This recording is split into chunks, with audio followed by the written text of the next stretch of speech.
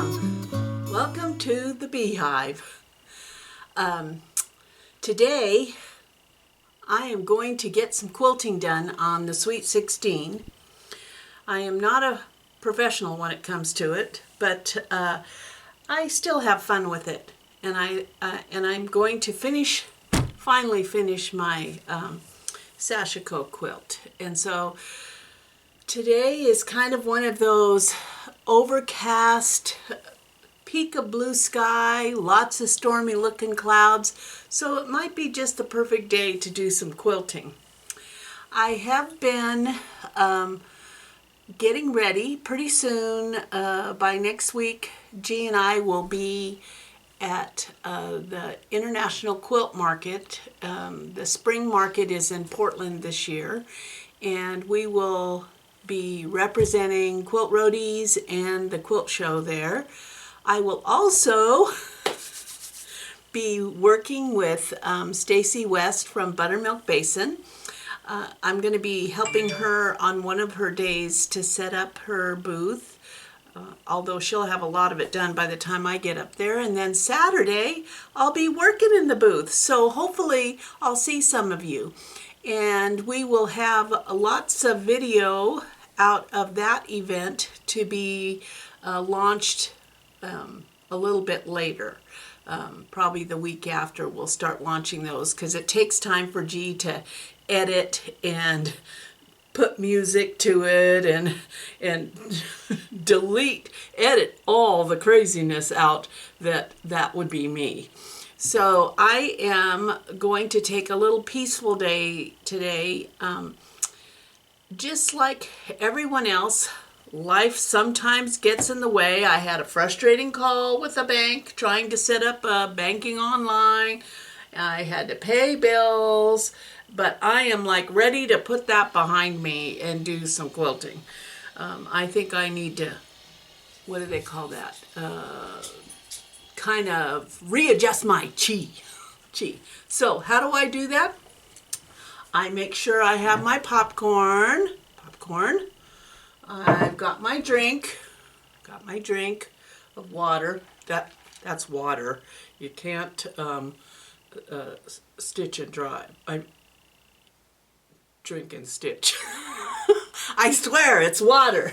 And then I've got my book on the phone today, and I'm just getting towards the last quarter of a truly fabulous book, and the title is You Don't Have to Say You Love Me, and it is by Sherman Alexie, one of my all-time favorite authors and poets. He is a American Indian out of the Spokane area who has been writing some of the most wonderful books. If you ever have a chance, he is definitely an author you want to spend some time with. This particular book is a memoir of him, his family, his mother, his tribe, and it is a wonderful book in that it pulls at every single emotion that you have. And it makes you think about the relationships in your own family and the blessings and the tears. Ooh, got a message. Bet you that's from somebody. That's from somebody. I'll have to see who that's from. So, we're going to start quilting today, and hopefully I will get this quilt done. If you remember this one, I just have a few more blocks to quilt, and then I am going to do the facing technique that I showed before, and on this particular quilt, and hang this up in the Portland area, because I have a big electrical box that's pretty ugly on the wall that this is going to go right over the top of. So I might talk a little bit as I'm quilting, but in reality it's just going to be some quilting.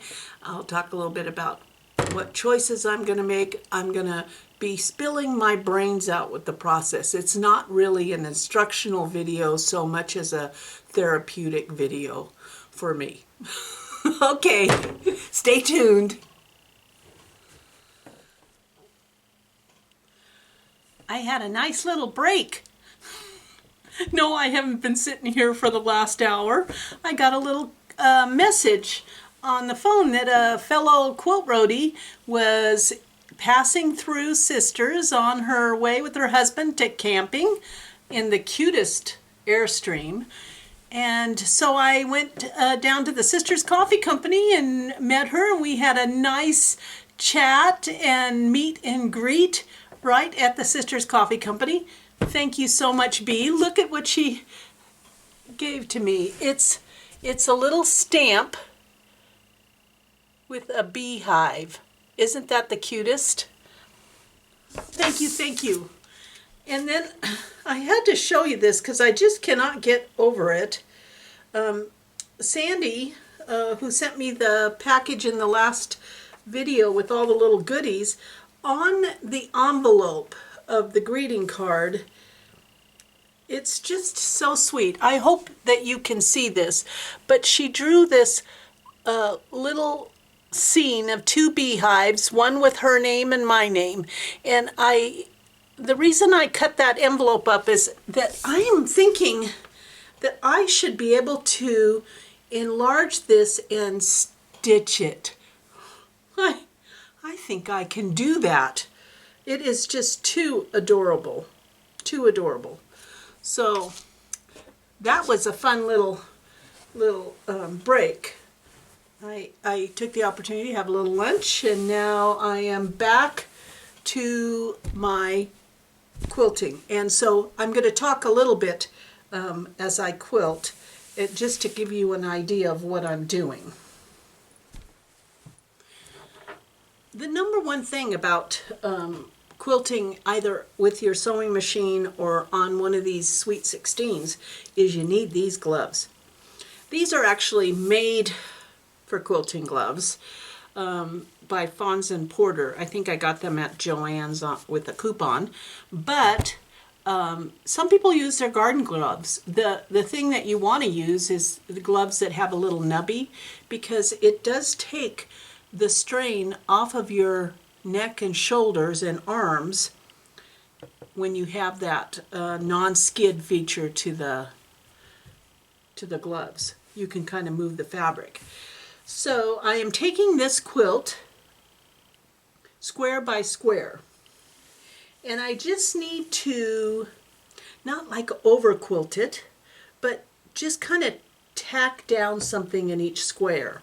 And so when it comes to the water, I just did straight lines every so often. I did not do it on every Sashiko stitching line. And now I am going to go around the moon.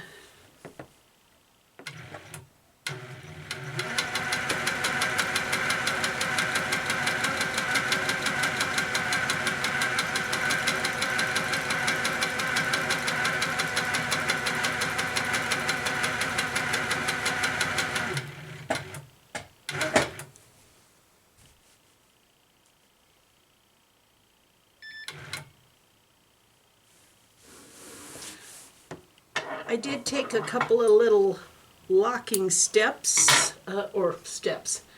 stitches at the end. And now I'm just going to cut my threads off so I can move to another area.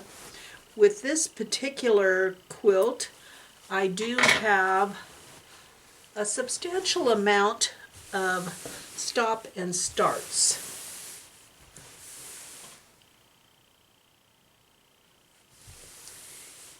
Can see where I have done some stitching. I think I'll just go here next.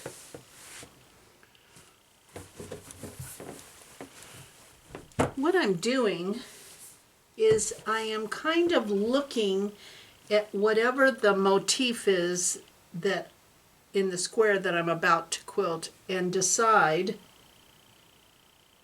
what I might want to do.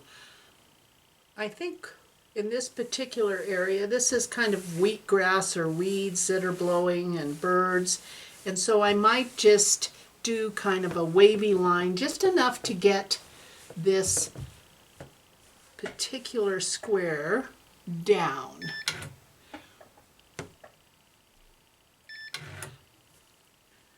I kind of went up and down, and then I pull my bottom thread up through my quilt by hooking it with the top thread, and then I'm going to go down and down.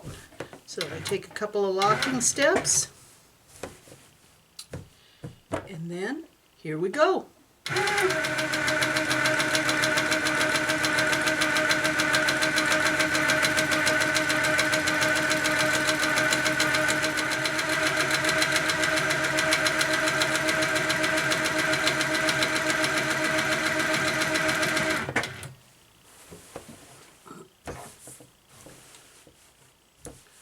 What makes something look successful when you achieve success is if you don't fret about it too much. You're not going to be looking at every little stitch. You're going to be so overwhelmed by the fact that, and so happy that you got it done, that if it's not perfect, it's not perfect. Now when I quilt a wavy line, rather than try to go back over that same line where when you miss the stitch it shows up, you don't go over the wavy line, you just ribbon it, I call it, where you make this ribbon and it looks like you planned to do that all along.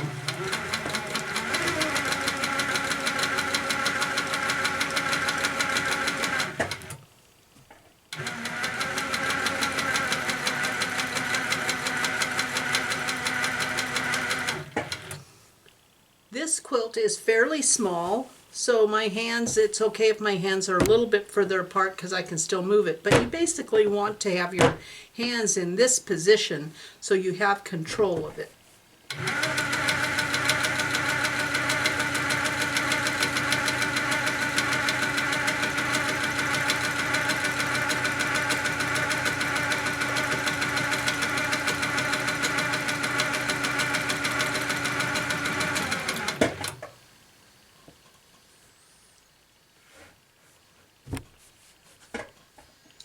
Masterpiece.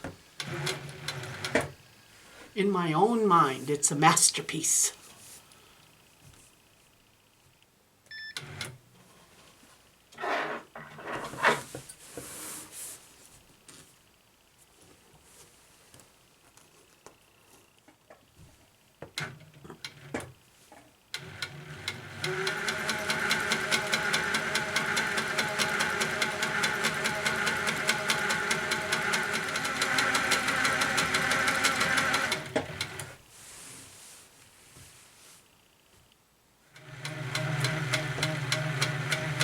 Just like on your sewing machine, you are controlling the speed with your foot on the pedal.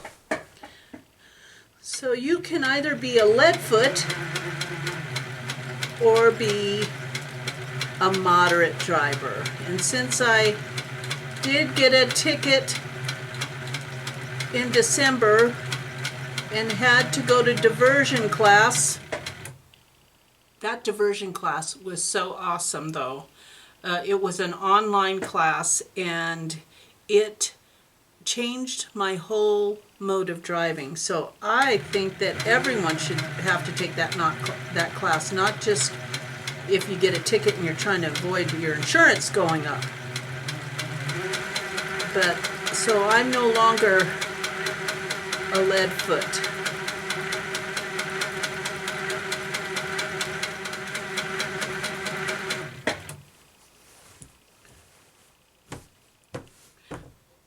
I continually readjust the quilt so it's not like dragging along, but moving along nicely.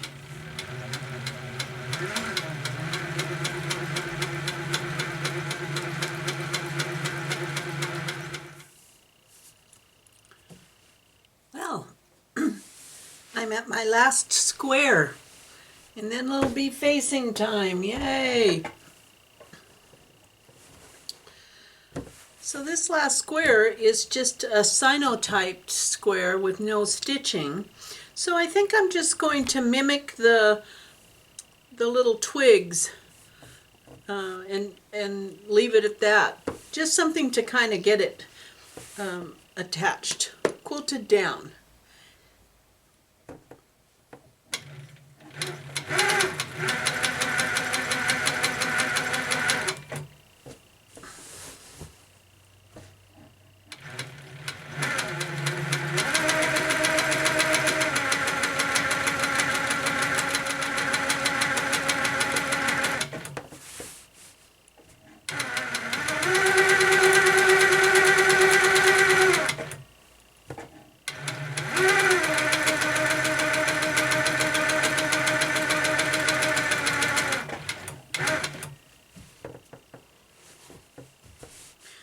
Never try to force your quilt. Always readjust it and take the weight off of the needle.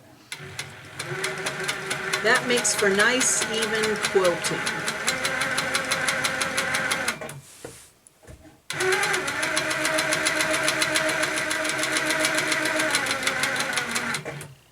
Rather than starting and stopping, I'm just traveling down the outside of my quilt.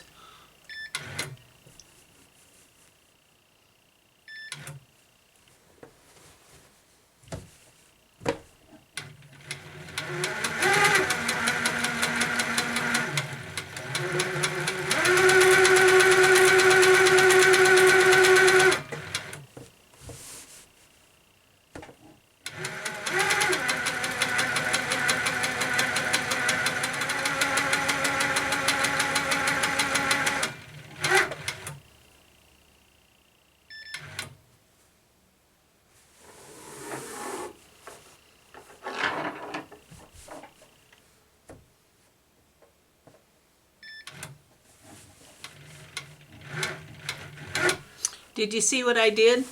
Rather than stop, cut it off, move to the next place because I'm too lazy, I just took some locking stitches and then I just moved it there, and I'm going to trim that little bit of thread off, the carryover thread I should call it. So.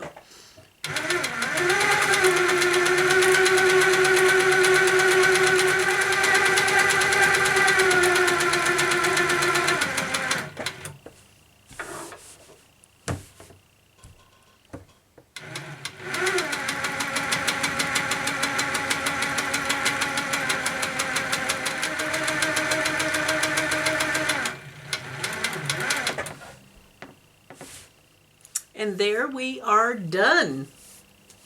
At least I think we're done with the quilting. What I'm going to do is trim off all my threads, and then I'm going to press it, lay it on the ground, take a close look at it, and decide if I'm done with all the quilting I need to do. And then I'll face it like the previous video on facing. By no means am I saying that I'm a professional. I am a professional, well, I guess I could say I'm a professional at trying to find the simplest way for myself to get projects done. They don't always look like a judge would want to look at them, but they always make me happy. And I have so many projects that I want to do and that I love that perfection is not my middle name. My middle name, what would be my middle name? It would be happy. I just want to be happy. I want to be done and be happy and enjoy my quilts. And I have never had anybody, because I give a lot of quilts away, I have never had anybody who say, "Oh, I'm sorry, I can't have that in my house. The quilting just isn't up to standard." No, that has never happened to me. So there you go. I will show you this quilt. I don't know Well, let me readjust the camera.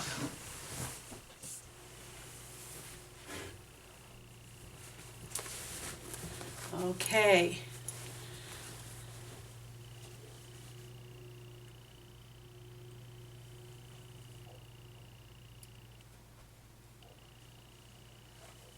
Quilting is done. Quilting is done. Thank you for hanging out with me. I have enjoyed this day in the beehive, and I think that I can now just about check off this project.